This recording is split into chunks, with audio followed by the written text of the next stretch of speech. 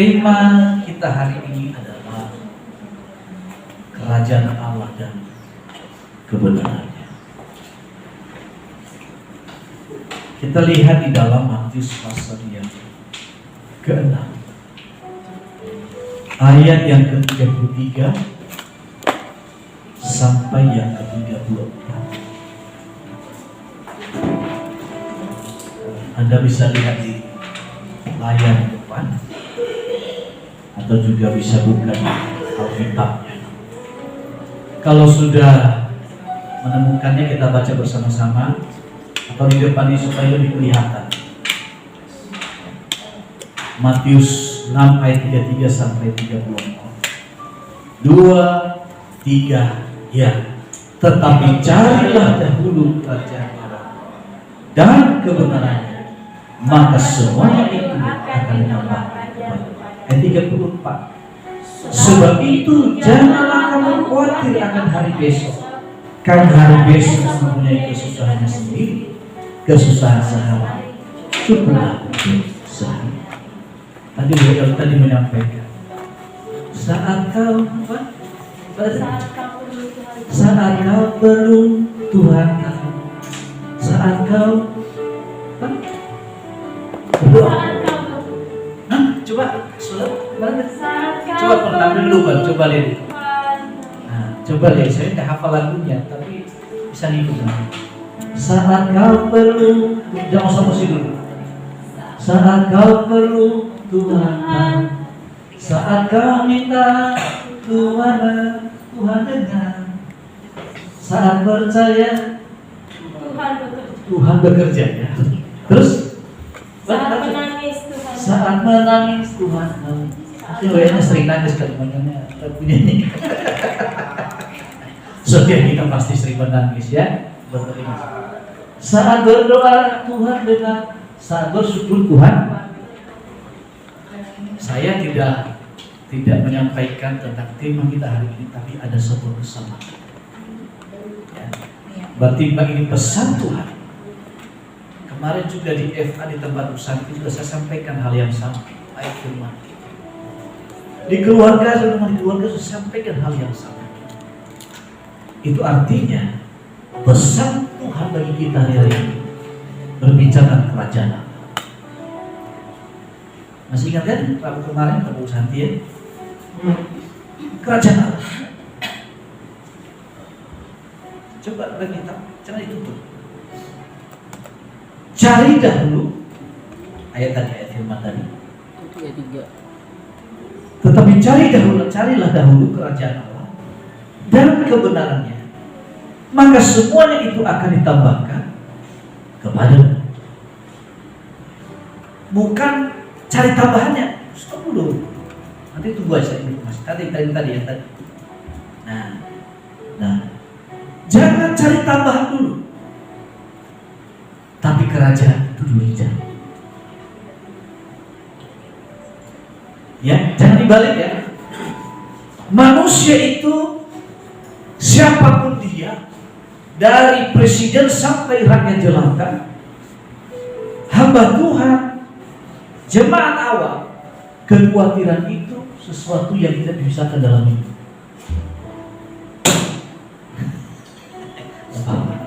Ya, orang tua ada kekhawatiran. Manusia itu unik ya. Bagi yang belum menikah, pusing. Ya kan? Begitu sudah menikah, ada rasa pusing. Gak punya anak, aduh, pengen punya anak, pusing. Punya anak, aduh, berat juga ya.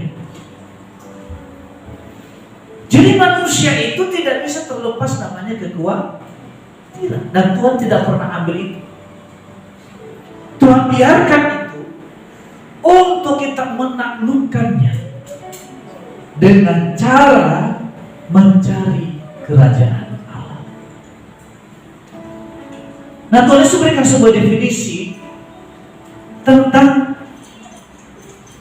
kerajaan Allah itu, yaitu dalam Matius 12 ayat yang ke-20. Ini dikasih definisinya. Coba tanda Matius 12 sampai ayat 20. Coba kita lihat. Salah ya. Kemudian ini beda ini. Coba Lukas 11 ayat 20. Ini di Alkitab saya.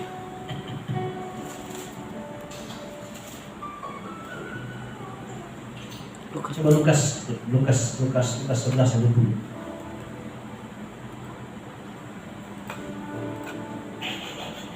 Sudah. 1, 2, ya. Tetapi jika aku mengusir setan dan kuasa Allah, maka sesungguhnya kerajaan Allah sudah datang kepadamu. Artinya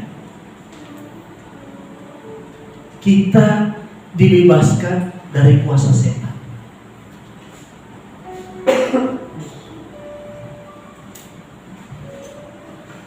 Tetapi jika aku mengusir setan dengan kuasa Allah, maka sesungguhnya kerajaan Allah sudah datang kepadamu.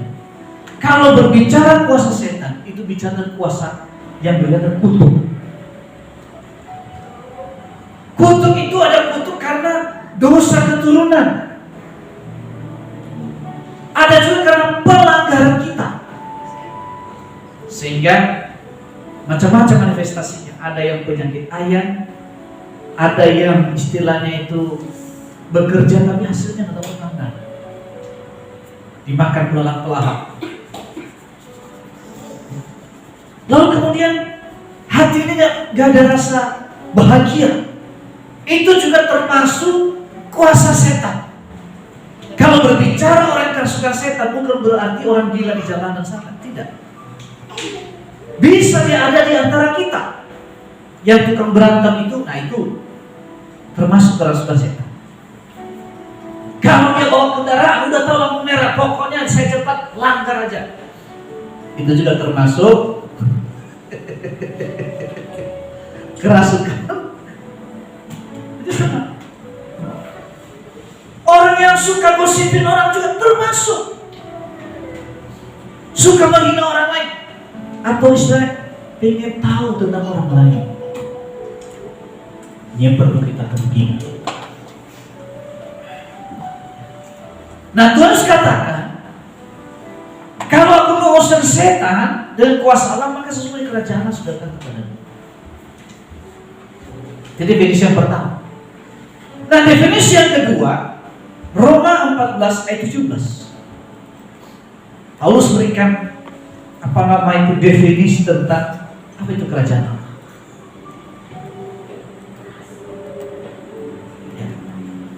Kita baca sama-sama 2, 3, ya. Sebab kerajaan Allah bukan soal makanan dan minuman, tetapi apa? Tetapi soal kebenaran, damai sejahtera, dan sukacita oleh Roh Kudus. Ya. Makanan kita perlu, nggak mungkin kita nggak perlu makan. Tetapi bukan soal makanan dan minuman ini yang sifatnya sementara. Tetapi soal kebenaran. Kebenaran itu orang bisa mengkhianatinya, tetapi tidak bisa dihilangkan. Contoh misalnya, ada orang yang terzalimi dalam hidup ini. Ada kemarin saya dikirim video supaya saya angkat di berita. Ada satu keluarga dikeroyok, satu keluarga sampai berdarah-darah. Lapor polisi, gak lama kemudian justru yang dikeroyok di rumahnya jadi tersangka. Aneh. Sampai saya ngomong, izinkan saya ketemu yang bersangkutan, telepon, supaya berita ini cepat nyampe. Karena saya gak berani mengangkat sebuah berita tanpa data yang akurat. Karena pertanggungjawabannya hukum, undang-undang ITE, undang-undang pers, dan juga ada undang-undang pencemaran nama baik. Nah, waktu yang lalu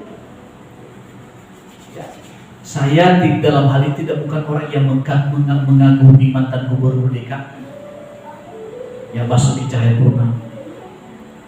Banyak hal yang juga nggak suka dengan sikap beliau. Tetapi pada waktu di pengadilan yang mau begini, saya akan buktikan orang-orang yang menzalimi saya satu persatu akan dipermalukan. Wow. Gak lama kemudian, catat baik-baik, saya kan pengamat sosial juga. Ada yang mendirikan partai, diusir dari partainya. Dia mendirikan, dia diusir, dan dirikan partai baru. Lalu kemudian orang ini pernah mengatakan kepada Ahok, sakit jiwa. Tidak lama kemudian anaknya sakit jiwa, sampai melakukan kekerasan pada istri, dan istri minta bercerai. Ini fakta loh. Ada lagi tokoh tertentu tiba-tiba mati. Ini benar. Ada juga mantan preman yang menjadi anggota, menjadi oknum anggota DPR di DKI, tiba-tiba mati juga. Ada lagi saudara yang berteriak-teriak tentang supaya hidup bersih, tidak korupsi, besoknya masuk penjara karena KPK. Dan masih banyak, kalau saya urutkan lebih dari 15 orang.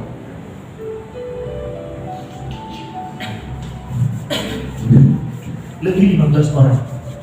Ada yang mati, ada yang dipanggil KPK, ada yang organisasinya dibubarkan oleh pemerintah. Orang masih ada sebenarnya. Makanya jangan main-main menjolimi kebenaran. Kebenaran kelihatan kalah, tapi pada waktunya akan tampil seperti fajar di pagi hari. Berprinsip soal kebenaran, damai, sejahtera. Jadi kalau bicara damai sejahtera ini bukan karena kata siapapun, itu pilihan kita. Ada penulis buku terkenal di dunia dan juga motivator, ahli dalam leadership yang bernama John Maxwell. Mereka suami istri, istrinya bersama dengan istrinya Margaret. Mereka memimpin seminar. Nah, pada waktu seminar, istrinya berbicara di depan umum. Dan hampir setelah selesai menyampaikan, memaparkan seminar itu, maka ada audiens bertanya, Ibu, Anda menikah dengan seorang tokoh yang luar biasa. Pertanyaan saya kepada Ibu, bagaimana cara Bapak atau suami Ibu membuat Anda berbahagia? Bagaimana cara John Maxwell sehingga Anda begitu berbahagia memiliki laki-laki yang satu ini, yang tiada duanya? Dia ngomong, istrinya jawab, John Maxwell adalah suami yang baik, laki-laki yang baik, tapi tidak pernah membuat saya bahagia. John Maxwell tegang, audiens tegang semua. Wow, integritasnya John Maxwell itu kelas dunia, baik di sekuler maupun juga di kerohanian. Karena John Maxwell itu mantan seorang pendeta yang fokus mendirikan Equip. Nah, kalau Anda lihat MW, Multi-Level Marketing, salah satu saham pemilik saham dia. Pusatnya di Albion ini, Audi. John Maxwell suami yang baik, dia laki-laki yang baik, tapi tidak pernah membuat saya bahagia. Tetapi saya yang memilih untuk berbahagia. Amin. Dengar baik-baik. Kalau kamu menikah ingin bahagia, itu salah kamu. Paham? Mengerti ya? Bukan pasangan kita membuat kita bahagia, bukan pendeta kita, bukan komunitas kita yang membuat kita berbahagia, membuat kita sejahtera. Tetapi kita harus memilih untuk berbahagia. Kapan? pada waktu Roh Kudus memenuhi kehidupan setiap kita. Makanya kita akan boleh jauh dari hadirat Tuhan. Kemudian saudara, Paulus meneruskan dalam 1 Korintus 4 ayat 20 tentang kerajaan Allah.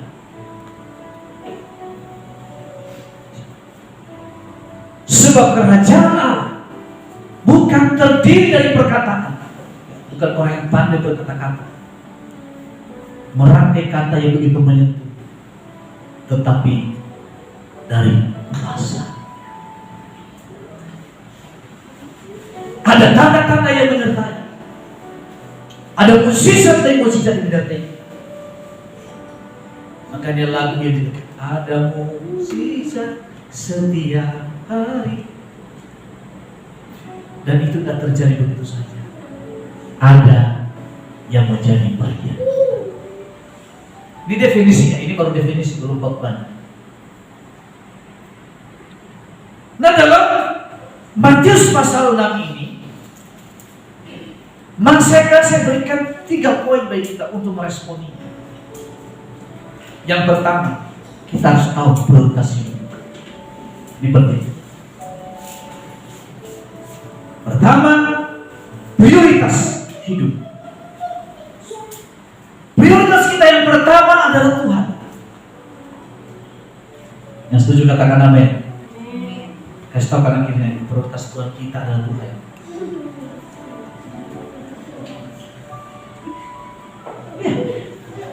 Prioritas pertama kita bukan suami, bukan istri, bukan karir, bukan apapun.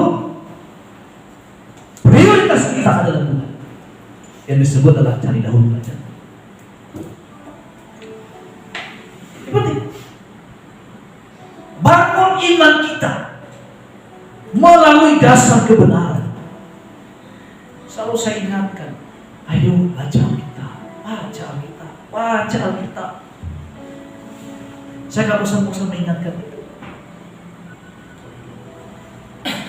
Baca secara konsisten, bukan kapal selam timbul tenggelam,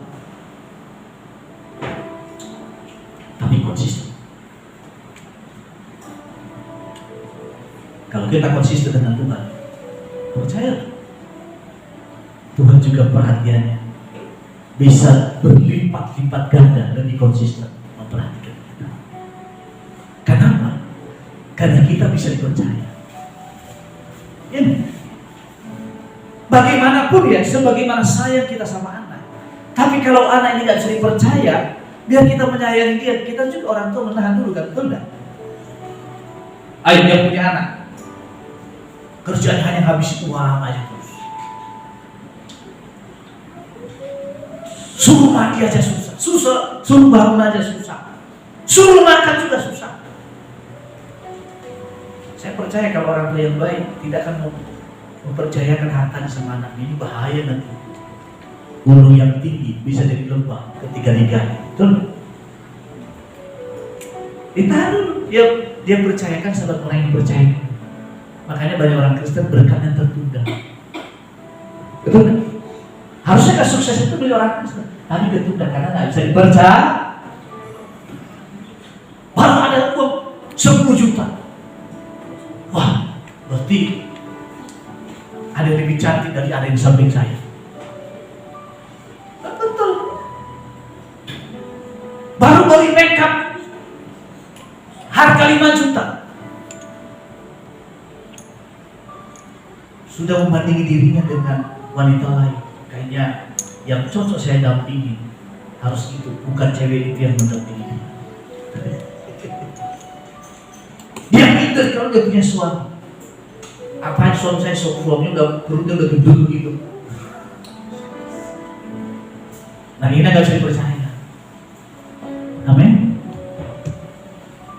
Nah coba periksa hari ini, saya bisa dipercaya gak sih? Betul? Maka jangan heran ada orang tua bisa lebih percaya kepada orang lain yang bukan anak kandungnya. Loh, ada orang tua loh menitipkan hartanya kepada orang lain bukan sama anak kandung. Saya saksi itu. Kenapa? Ya anaknya berfoya-foya. Nah, udah tua masih minta-minta sama orang. Heran. Udah tua masih tinggal sama orang tua. Bayi raksasa. Itu benar. Itu namanya tidak bisa dipercaya. Sungguh-sungguh dengan. Jadi prioritas pertama kita adalah Tuhan. Itulah yang membuat kamu bahagia. Itulah yang membuat kamu sukacita. Bukan suami yang berikan kebahagiaan, bukan istri yang berbahagia, bukan anak, bukan. Mereka itu hanya alat yang Tuhan pakai. Katakan amin. Katakan amin. Kasih tahu kanan kirinya, ngerti gak sih?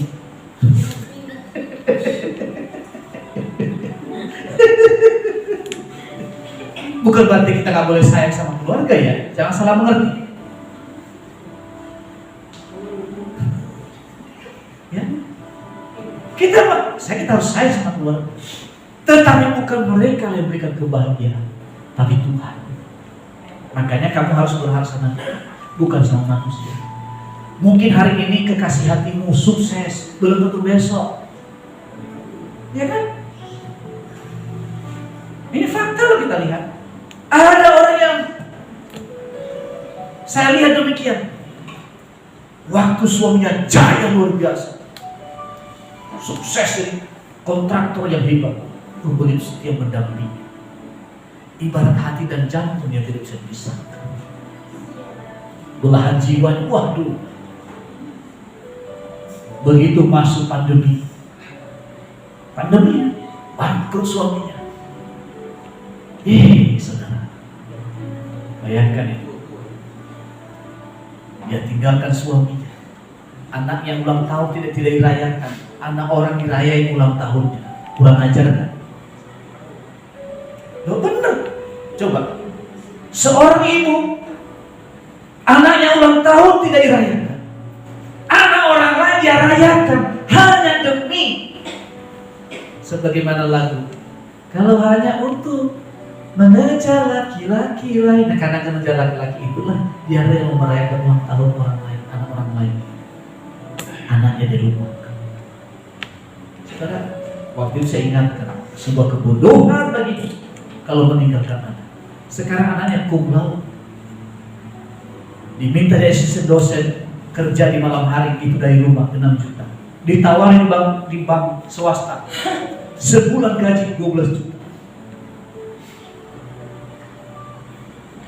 Bayangkan kalau pasti penyesalan. Aduh, anakku udah mulai sukses ini. Ya kan? Walaupun orang tuh nggak mengharapkan harta anaknya, tapi melihat begitu, bang, saya aja sangat bangga karena saya tahu pertumbuhan dari kecil sampai dewasa. Cum laude. Kerjaan bukan dia cari, tapi kerja yang cari dia. Ditawari 2 bank swasta, yang satu 8 juta, satu 12 juta, satu lagi asisten dosen. Itu sambilan anak di rumah ngerjain.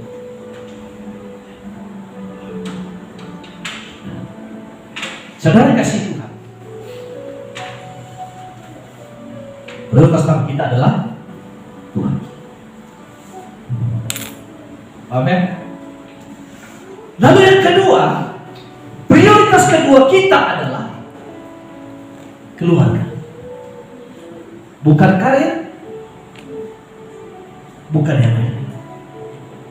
Keluarga. Jangan bilang ke saya, pokoknya apa saya serahkan sama Tuhan. Emang Tuhan pembantumu apa? Usaha saya,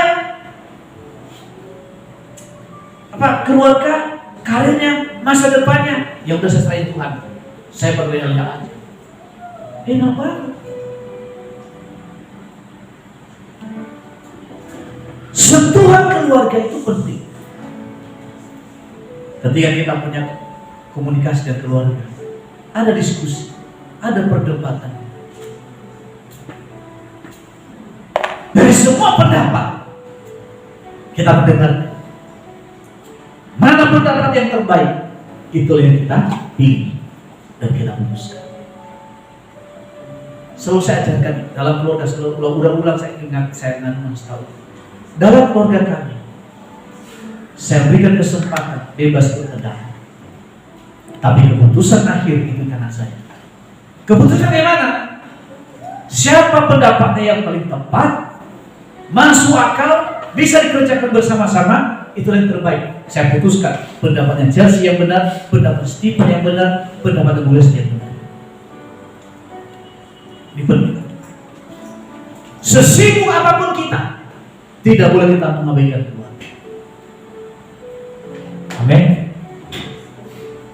Apapun alasannya, keluarga kita harus prioritaskan, khususnya suami istri. Komunikasi suami istri itu penting. Kenapa terjadi kecurigaan satu sama lain? Karena komunikasinya kurang baik.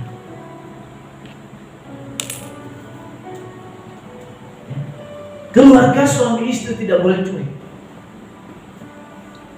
Kasih tahu, nggak boleh cuek. Kasih tahu kan? Nggak boleh cuek. Ya. Mungkin kita berjauhan karena tugas. Sekarang sudah dekat. Ada WhatsApp yang bisa satu grup bisa 4 orang. Tinggal nyapa aja. Halo bang, sayang. Halo honey, apa lagi? Hai beb, kalau macam baby babes. Ini penting.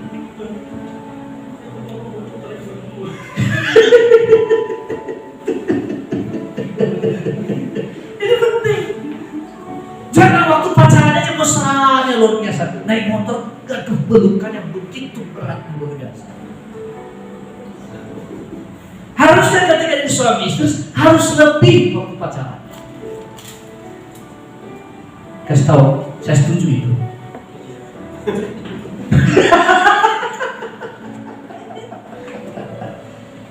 Yang belum suami istri jangan terlalu akrab, ya itu bahaya, setan sudah dekat.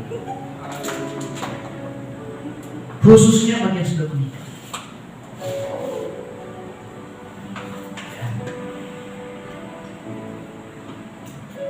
Sapaan itu punya arti. Wanita juga paling senang kalau perasaannya disentuh, betul nggak?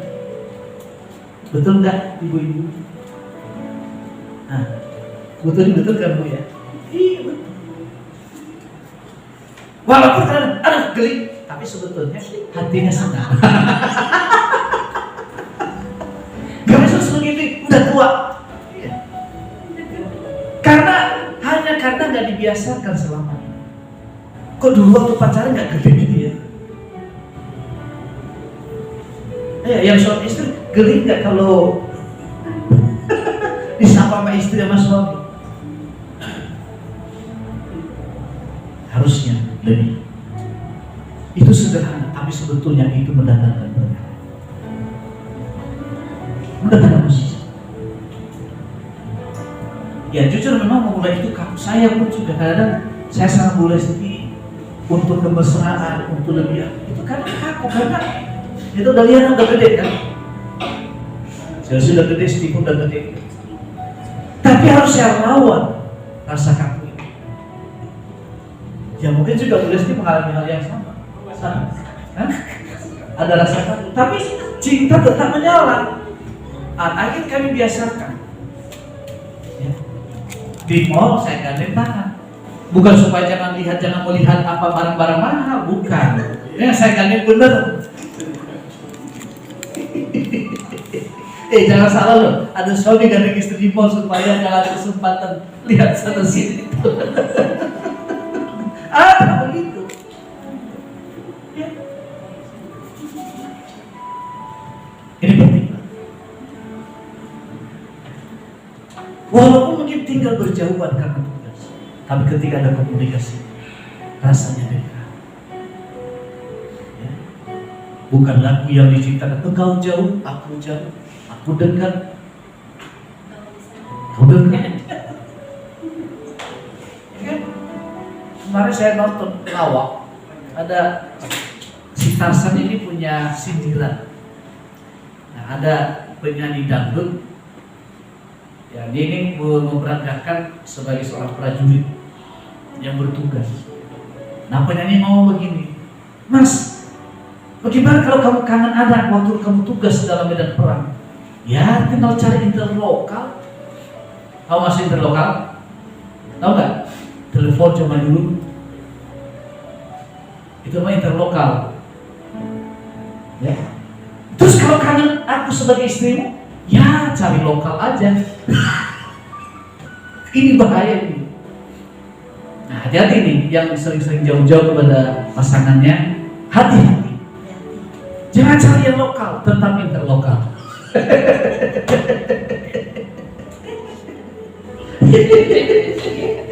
Ketahuan lo ya, ketahuan lo ya. Ayam ketawa ini punya pengalaman.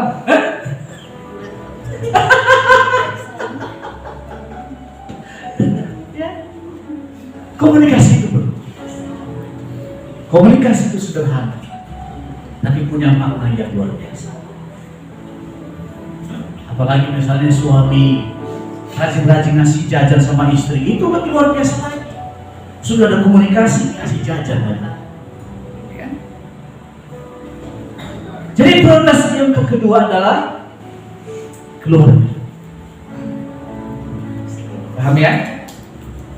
Yang ketiga, prioritas ketiga kita adalah pekerjaan. Kalau saya, pelayanan. Jadi kita sebagai hamba Tuhan, prioritas saya yang ketiga adalah pelayanan. Pekerjaan dan lain sebagainya. Itu bertanya. Anda tidak cukup hanya berdoa, tapi Tuhan mau berdoa dan bekerja.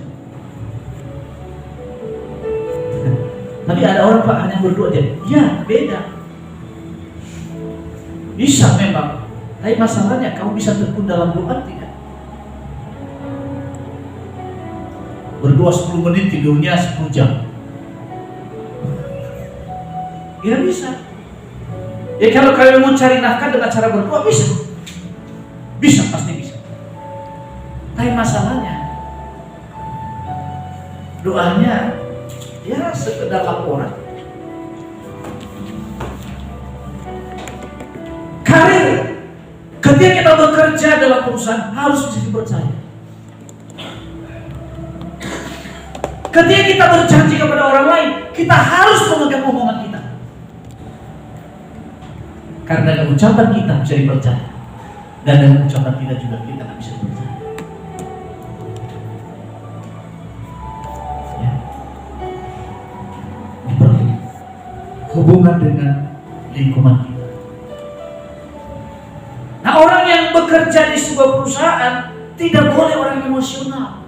Seorang marketing tidak boleh orang yang gampang marah. Gak bisa jadi orang yang baper. Sama menjadi pelayan Tuhan juga sama, tidak boleh terlalu baper. Kalau saya baper dalam melayani Tuhan, saya nggak bisa melayani semua kita ini. Bisa-bisa menjauh sama saya kan gitu. Kan pernah Bu Sakti ngomong saya kan jemaat Katolik, saya bukan jemaat Tuhan, bukan juga jemaat saya. Tapi karena saya punya sikap yang terbuka, mau jemaat manapun tetap ada kedekatan emosional. Amin. Suku kita berbeda, ajaran keluarga kita berbeda, karakter kita berbeda, pola pikir kita berbeda, tapi bisa kita bersama-sama. Karena apa? Kita ini bukan orang-orang yang baper semua, mau perasaan. Jadi itu bukan hanya perasaan. Jadi itu berbagi macam. Tapi justru saudara, dalam hidup ini orang yang kita gak suka kita harus belajar menyukai. Presiden Amerika dulu, kalau Anda lihat Abraham Lincoln, Presiden ke-16 Amerika. Beliau ini gagal terus. Jadi anggota parlemen, senator, calon presiden gagal terus. Tapi satu orang ini, beliau ini orang yang pejuang yang luar biasa. Dia bukan pecundang. Berkali-kali kalah. dia terus tampil, dia terus berjuang, dan akhirnya jadi presiden Amerika walaupun dibunuh. Pada waktu itu ini sedang namanya itu kandidat itu kan ada apa ya, diuji oleh panelis ya, debat kandidat ya, begitu, debat kandidat. Waktu itu dari Partai Republik menghina dia. Kamu jadi presiden, apa yang kamu perbuat? Kamu itu hanya anak tukang sepatu. Menyakitkan. Kalau dia baper, dia bisa ambil sepatu dia lempar, betul kan? Tapi Abraham mengatakan begini, terima kasih Anda telah mengingatkan saya akan hal itu. Jadi kalau ada di sini yang sepatunya rusak, serahkan kepada saya akan memperbaikinya. Audiens tepuk tangan, lawannya juga tepuk tangan bersukacita bersama. Dia mampu mengubah permusuhan menjadi persahabatan. Karena orangnya bukan orang yang suka baper. Kasih tahu anak kita jangan baper ya. Nah, tambahin lagi, kamu juga jangan baper.